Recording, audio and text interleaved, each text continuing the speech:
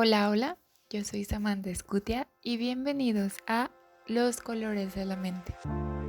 Este podcast está hecho para adentrarnos más en nuestra mente y comprender diversos aspectos de ella, conocer más sobre el mundo de afuera y cómo se relaciona con nosotros, además de entender sobre la diversidad de la vida. Así que bienvenidos y vamos a comenzar.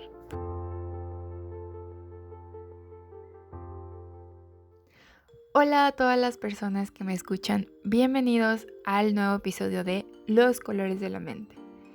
Esta temporada me emociona mucho porque ahora sí que es hablar de todo eso que me gusta hacer, de lo que me apasiona, que es trabajar en el área de educación especial. Y siempre que alguien me pregunta sobre el tema, me agarro hablando de todo. De verdad que me emociona mucho hablar de esto. Y más porque es compartir con la gente, compartir con ustedes en este caso, esas experiencias que han sido bonitas y que han sido de aprendizaje, pero que al mismo tiempo me he enfrentado también a muchos retos, ¿no? Pero que ha sido camino que he construido hasta estos momentos. Pero bueno, vamos a iniciar con el tema de este episodio, que es hablar de discapacidad. Ya en el episodio de Color Esmeralda les platicaba un poco de lo que era la inclusión, de cómo trabajar en equidad, cómo referirnos a una persona con discapacidad, pero en este les voy a hablar más a fondo de las diferentes discapacidades y condiciones, sus características y un poco más.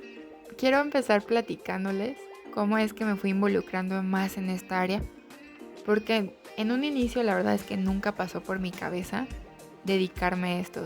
Sí conocía del tema, incluso tengo familiares con alguna discapacidad, pero la verdad es que nunca fue como, creo que voy a trabajar de esto toda mi vida. Sí sabía que quería dedicarme a niños porque también me gusta mucho, y cuando inicié la carrera mi meta era ser psicóloga infantil.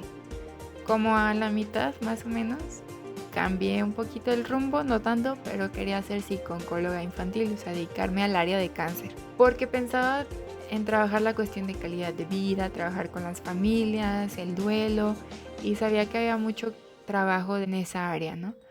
Pero no fue hasta que inicié con mis prácticas que tuve más claro a lo que me quería dedicar.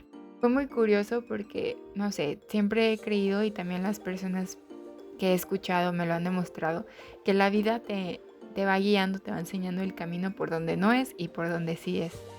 Y el día que me tocaba escoger prácticas, yo tenía pensado irme a un lugar donde trabajara con niños con cáncer. Y mi opción número 1 estaba muy lejos. Y mi opción número 2, la verdad es que no me convencía del todo. Entonces, minutos antes de que yo tuviera que escoger, no tenía ni idea de lo que iba a hacer. Cuando ya me llaman, la persona que nos ayudaba en todo ese proceso me platicó que había una nueva opción de trabajar en una asociación para niños con autismo. Y mientras me iba contando como de todo lo que se trataba, algo dentro de mi cabeza fue como, sí, hazlo, ¿no? Y la verdad es que tenía muy poquito conocimiento del autismo, más que una semana antes creo que hablamos un poco del tema en una clase, pero hasta ahí. Pero en mi cabeza algo me hizo decir que sí. Y me gustaría contarles más de esta experiencia en el siguiente episodio que hable ya de autismo, pero a partir de eso, a partir de que entré ahí, fue cuando supe que esto era lo que quería hacer. Y poco a poco me fui involucrando en más y más, metiendo en más lugares. Y estuve 3 años siendo monitora, primero de 2 adolescentes con autismo, luego tuve 4 estudiantes más que tenían diferentes discapacidades. Y dentro de la misma escuela tuve la oportunidad de trabajar o de convivir con muchos chicos que me fueron enseñando un montón. Y a la par de eso, pues por mi carrera tuve que entrar a mi servicio social, que es algo que en México todo estudiante debe cumplir, por si hay alguien que me escuche que no sea de México. Pero bueno, me tocó estar en una asociación que hasta la fecha de hoy sigo trabajando, que se llama Danza Aptitud, y que también fue elección de último momento, de no saber hacia dónde irme, y que son las corazonadas que te hacen tomar decisiones que hasta ahora agradezco. Y en esta asociación me ha tocado trabajar también con todo tipo de discapacidad, de todas las edades, desde muy chiquitos, 2 años, hasta adultos ya, pero que ha sido una experiencia que ha roto muchas de mis creencias, de lo que yo creía que era la discapacidad y de lo que ahora sé que es, y que de eso se trata, ¿no? Y es la razón por la que hago este tipo de episodios. Pero bueno, después de toda esta introducción, ahora sí nos meteremos de lleno a hablar sobre discapacidad. Y siendo parte importante del podcast, es la elección del color que vaya de acuerdo al tema. Y en esta ocasión elegí un color que generalmente se asocia al lujo, a la riqueza, a la abundancia, a todo lo extravagante, que es el dorado. Pero no lo elegí exactamente por eso, sino porque en el 2018 se estableció la bandera de la discapacidad, que fue elegida por el primer bailarín profesional de España con síndrome de Down, que se llama Eros Recio, a quien tuve la oportunidad de conocer hace como 2 años en una presentación que tuve por parte de la asociación por el Día Internacional de la Danza. Entonces él creó una bandera que pudiera representar a todo este colectivo y que está formada por 3 franjas paralelas que representan las 3 discapacidades principales: física, psíquica y sensorial. Y los colores que se eligieron fueron los que representaran los 3 metales nobles de la naturaleza: el oro, la plata y el cobre.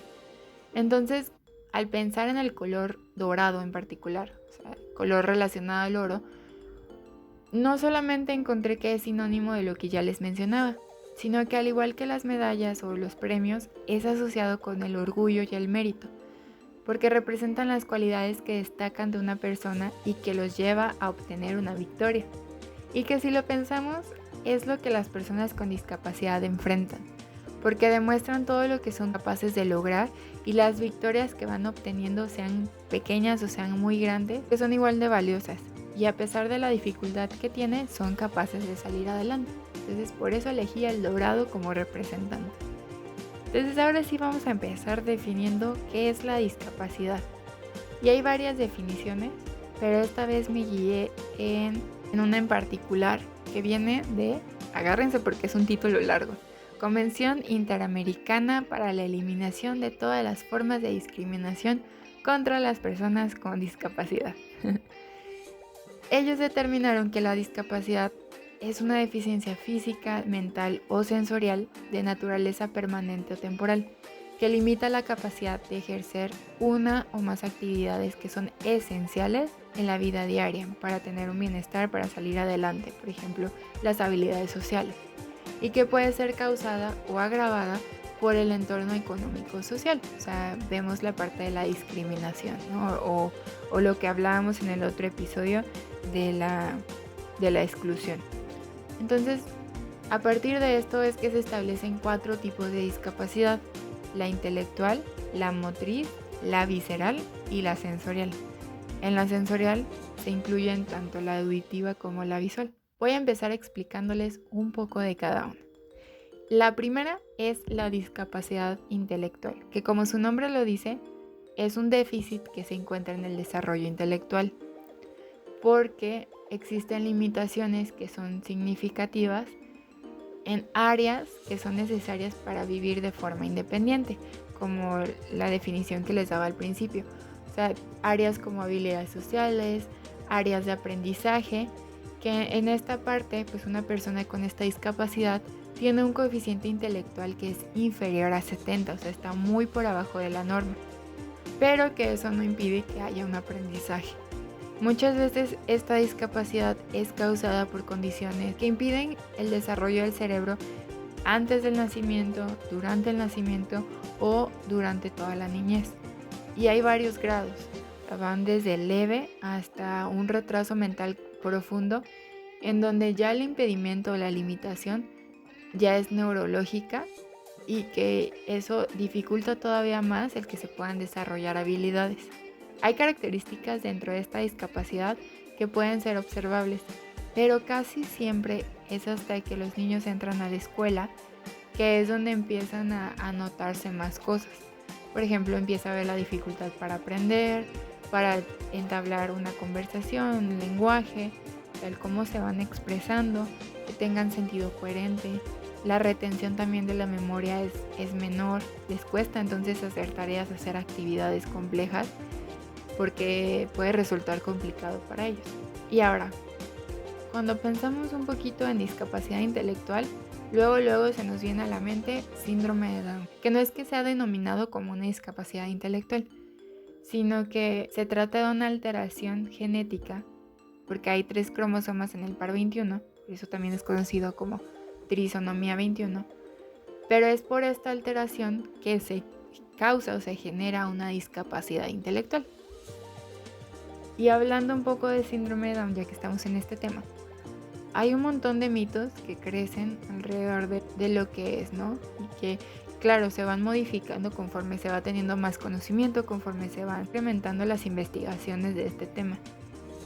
Antes se decía que apenas iban a ser capaces de hablar, porque los chicos con síndrome de Down, su lengua es un poco más ancha, entonces tienen como dificultad para poder comunicarse, que les iba a costar trabajo caminar, por esto también dificultad motora, que no iban a poder leer, que no iban a poder ir a la escuela, trabajar, casarse y sobre todo que no se estimaba mucho tiempo de vida, porque claro, hay muchas alteraciones físicas que empeoran el estado, o sea, tienen muchas complicaciones o deficiencias físicas, por ejemplo, en el corazón. Pero pensemos en casos que han demostrado todo lo contrario, ¿no?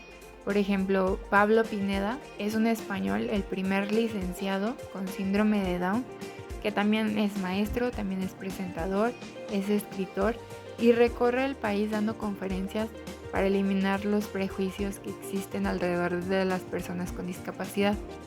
Madeline Stewart es otro ejemplo, es una joven con síndrome de Down que desfiló en una pasarela muy importante de Nueva York y que además es diseñadora. Owen Grosser, que es jugador de básquetbol, que hay una jugada denominada bajo su nombre, o sea, se llama Jugada Owen, y que apareció en un programa de SportsCenter que pertenece a la cadena importante de deportes que es ESPN. Y bueno, como ellos hay un sinfín de historias que demuestran esa enorme capacidad que tienen para no solo salir adelante, sino para destacar. Y antes de pasar a explicarles de las demás discapacidades, cuando estaba viendo estas historias estaba pensando en algo que alguna vez comenté con alguien, no recuerdo con quién, pero que es curioso cómo las personas que tienen alguna discapacidad enfrentan retos o están acostumbrados a enfrentar retos porque no hay otra posibilidad. O sea, no hay otra posibilidad más que salir adelante. En cambio, el resto de la gente que no tiene una discapacidad, que sí podemos tener dificultades, pero son más las oportunidades, nos sentimos agobiados, nos sentimos perdidos, nos sentimos devastados cuando una pequeña dificultad aparece. Entonces creo que debemos o tenemos mucho que aprender de ellos, que todos los días viven esa lucha, viven por pertenecer, sobresalir, por salir adelante, y que nosotros en cambio nos dejamos vencer muy fácilmente. Pero bueno, después de este pequeño speech, vamos a continuar con la siguiente discapacidad, que es la discapacidad motriz o motora. Y esta se presenta cuando hay una alteración en los músculos, en los huesos o en las articulaciones, o también cuando hay ya un daño en el cerebro que afecta el área motriz y que le impide a la persona pues moverse de forma adecuada o realizar movimientos que necesitan mucha precisión. Por ejemplo, el tomar un lápiz, el escribir. Y la discapacidad motriz se puede clasificar en trastornos físicos, que muchas veces son causados por accidentes o lesiones que dañan la médula espinal y que hace que se interrumpa la comunicación que hay de las extremidades hacia el cerebro. O sea, esa comunicación que el cerebro manda de muévete así, muévete de esta manera, esa comunicación entonces se interrumpe. Y que puede ser relacionadas a lo que se conoce como plegias, que son por ejemplo la hemiplegia, la cuadriplegia, la diaplegia. Y por otra parte están los trastornos neurológicos, que ahí ya es cuando hay un daño que está originado en la parte del cerebro que es encargada de manejar los movimientos motores. La más común, por ejemplo, es la parálisis cerebral. Muchas veces la causan enfermedades infecciosas, accidentes, durante el parto, tumores o también enfermedades que son degenerativas. Y hablando un poco de discapacidad motora, una de las principales dificultades se presentan para lograr como la independencia, para que ellos sean capaces de lograr muchas cosas, no es tanto la discapacidad que tienen, sino cómo está diseñada nuestra sociedad, nuestras ciudades, para que ellos puedan desplazarse de un lugar a otro. Escalones, puertas angostas, rampas mal diseñadas, baños que no están adaptados, transporte público, en fin, muchas cosas que son parte también de la educación que tenemos, que obstruimos esos caminos que son particularmente para ellos, para tener una mayor facilidad. Y de verdad que es algo muy complicado, porque alguna vez me tocó hacer un ejercicio con varios estudiantes donde tenían que usar silla de ruedas para que pudieran observar la dificultad que viven las personas con discapacidad motora. Y se daban cuenta que por muy chiquito que pareciera el escalón, pasarlo con silla de ruedas, pasarlo con muletas, pasarlo teniendo la dificultad para moverse, era muy complicado.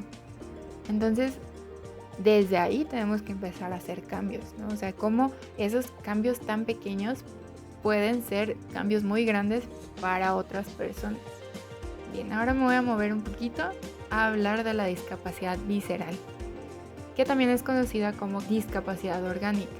Y les voy a ser sincera, yo no conocía de este término, nunca lo había escuchado hasta ahorita que investigué, pero se refiere a las personas que por alguna deficiencia en la función de alguno de sus órganos internos se encuentran como limitadas para desarrollar su vida con plenitud. Estaba hablando, por ejemplo, de personas con alguna deficiencia cardíaca, de personas con diabetes, y aunque estas complicaciones no afecten su aspecto intelectual, no afecten su desarrollo sensorial o motor, aún así tienen estas limitantes.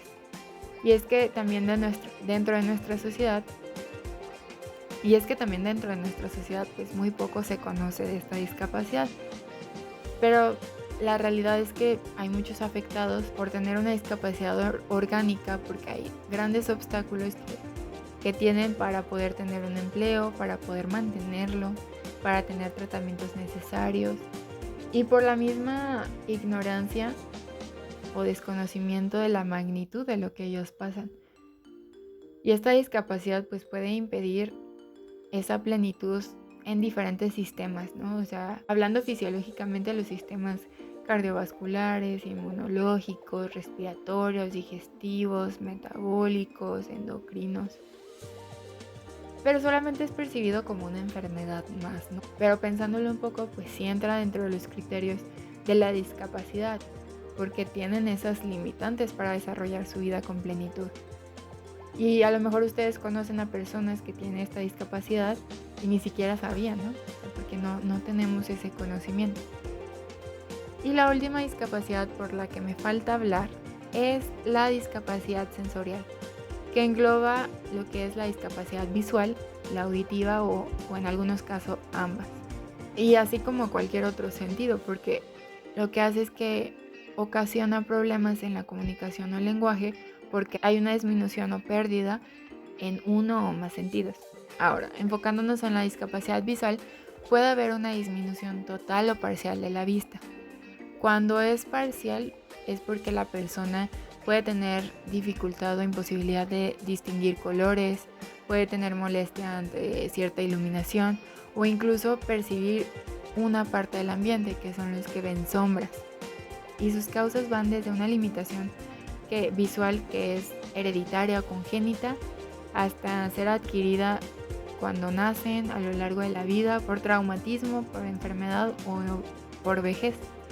Y hay muchos aspectos que tenemos que tomar en cuenta con esta discapacidad y en general con las discapacidades sensoriales, porque por la misma dificultad que hay con uno de los sentidos, tenemos la capacidad de agudizar los otros. Entonces, por ejemplo, en el caso de una persona con discapacidad visual, que hay esta ausencia del sentido de la vista, pues se desarrollan los sentidos del tacto, del oído, del olfato, del gusto, y es una capacidad impresionante que tiene nuestro cerebro para suplir la ausencia de ese sentido, ¿no? Es nuestra forma de compensar. Y en la actualidad hay muchos apoyos para las personas con discapacidad visual, porque ya no solo es que puedan trabajar con el sistema braille para la escritura o para la lectura, o usar perros guías, sino que también se han ido implementando sistemas de voz con celulares, por medio de las computadoras para poder continuar con esa comunicación y que no se vea limitada. O también el uso del bastón, ¿no? Que para poder identificar los objetos y poder trasladarse de mejor manera. Los semáforos también que van indicando los sonidos para que una persona pueda moverse. O sea, es el uso de las tecnologías que ahorita nos han servido mucho de herramientas para poder ayudar en esta parte. La discapacidad auditiva, por el otro lado, se manifiesta por la pérdida o la disminución que tenemos de la capacidad de oír. No solamente va al oído, o sea, también son todas las estructuras y funciones que van asociadas a él. Y se clasifica en dos tipos, que es la sordera, que es la pérdida auditiva que no les permite oír ni entender sonidos del lenguaje oral, y la hipoacusia, que aquí es donde hay dificultad para oír, pero no les impide entender el lenguaje oral. Entonces, dependiendo del grado o nivel que haya de la pérdida auditiva, pues las personas van enfrentando diferentes problemáticas que van enfocadas a la comunicación. Por eso se han encontrado formas para que puedan comunicarse, como es el lenguaje de señas, la lectura de labios, y en ocasiones por esta dificultad tenemos la creencia de que son sordomudas, pero ese término no existe, porque no es que no puedan hablar, o sea, sí pueden hacerlo, pero es que el aprendizaje del lenguaje que vamos aprendiendo mucho depende del sonido que oímos de las palabras y que vamos registrando en nuestro cerebro. Y al no tener esa capacidad de escucha, la transmisión del lenguaje es complicado. Incluso hay personas que logran transmitir algunas palabras, pero el volumen, el tono de voz, el ajuste de las palabras suena muy diferente, porque es justamente porque necesitamos esa capacidad de escucha. Entonces, esas son las 5 principales discapacidades, y les explico esto no solo para tener conocimiento, porque sientan que es como una clase más, sino es para también expandir la visión que tenemos de la sociedad en general, que no sea motivo de exclusión el desconocer o el tener falta de información, sino que al contrario, o sea, investiguemos, leamos, conozcamos a fondo historias de vida donde vamos a aprender muchísimo y que nos sacan de nuestra pequeña burbuja de vida, ¿no? Y como en el caso del síndrome de Down, hay muchas personas con otros tipos de discapacidad que no solo han salido adelante, sino que han sobresalido por encima de muchos otros. Stephen Hawking, por ejemplo, que estoy segura que muchos conocen, él tiene una enfermedad degenerativa que destruyó las neuronas motoras, que fue dificultando su movimiento en gran parte de su cuerpo, y que ahorita una forma que él utiliza para comunicarse es una maquinita donde él mueve nada más un botón y se emite una voz, ¿no? Y es capaz de expresar todo lo que tiene. Nick Vujicic, por ejemplo, es un hombre que nació sin extremidades y que hoy es reconocido como un gran ponente porque va por el mundo dando conferencias, dando pláticas de lo que él enfrenta en su vida diaria y cómo ha roto con también todas esas creencias, ¿no? Andrea Bocelli, un gran tenor que nació con glaucoma congénito y que lo dejó parcialmente ciego, pero después sufrió un golpe de ahora sí quedó completamente ciego, pero que aún así es conocido como un gran músico, como un gran tenor y que ha movido a muchos con su voz. Como ellos hay mucha gente que también ha sobresalido y que me ha tocado también la suerte de conocer algunos que quizá no son famosos, o sea, que son niños que también van por ese camino, pero que han llevado esa limitación hacia el otro extremo, o sea, demuestran la enorme capacidad que tienen, las ganas que los motivan a salir adelante y que de verdad, cada niño, cada adolescente, cada adulto con los que he trabajado rompen con esos paradigmas, rompen con esos estigmas que la sociedad nos va diciendo de qué es normal y qué no es normal, qué es aceptable y qué no es aceptable, y cómo nos va formando la idea de lo que es la discapacidad, ¿no? Que no es que los haga ser menos personas, no los hace menos valiosos, sino al contrario, son ejemplos de vida, como les decía, o sea, a veces ellos enfrentan más esa lucha que nosotros mismos.